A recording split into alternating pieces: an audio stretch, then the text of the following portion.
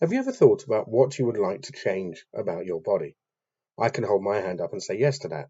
I would change pretty much everything, from my rather dodgy little toes through to the hair on my head, which started deserting me when I was 21. I don't like any aspect of my body, and consequently, rather like Dracula, I tend to avoid mirrors. But why do I feel like this? Why does my body not live up to my own image of what it should be? Maybe the answer to this lies in Lamco's production show Boys in the Buff at the Drayton Arms Theatre. The show's MC, Diana, played by Katerina Sophia, wastes no time in welcoming us and introducing us to her boys.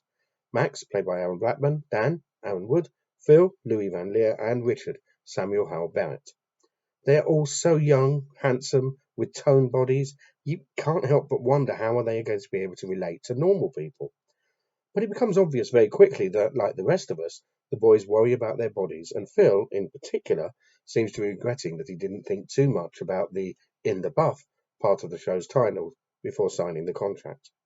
However, the show must go on, and over the course of the next couple of hours, Diana and her boys tell their stories of body envy, shaming, and bullying, finally making us all realize that, despite Michelangelo, the man responsible for setting the body standard, all bodies are different and all have their good and bad points, and that is something to be accepted and relished. Now, this is the fourth time I've seen Boys in the Buff during my reviewing life, and every time it has been different. Writer Chris Burgess keeps each production fresh and new with new songs, rearranged music, and changes to the script to reflect the world today. And of course, each new cast brings their own interpretation of the characters and their stories.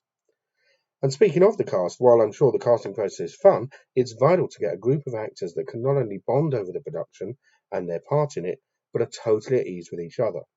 This cast really does achieve that. You feel that Diana genuinely loves her boys, and they in turn not only love her, but also each other in a truly fraternal and supportive way. Boys in the Buff is a true ensemble piece that relies on everyone playing their part to perfection, and this team totally delivers.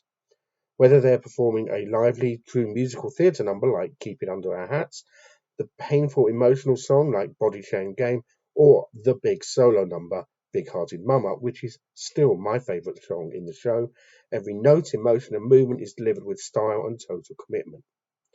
Robbie O'Reilly's direction and choreography is spot on, not only making full use of the stage, but also producing a very impressive level of storytelling through dance. Richard Lambert's lighting really enhances the show, and he's the first person I've seen to actually get remotely operated follow spots to work as they should, so that they give the added depth and lighting to the actor's performance. Boys in the Buff has all the glamour, glitter, glitz, and sheer joie de vivre of a pantomime, but instead of an unbelievable tale of a prince-princess being rescued by another prince-princess, this show reminds us that our body may not be perfect, but hey, it's the only one we have, and that is something to celebrate. I gave the show 5 stars on LondonTheatre1.com, and it runs until January the 15th, so there's still plenty of time to get your tickets. And for those of you who are wondering if the boys really do what the show suggests, well, all I can say is that the best presents are always unwrapped last. If you like this video, you know what to do. Thank you so much for watching.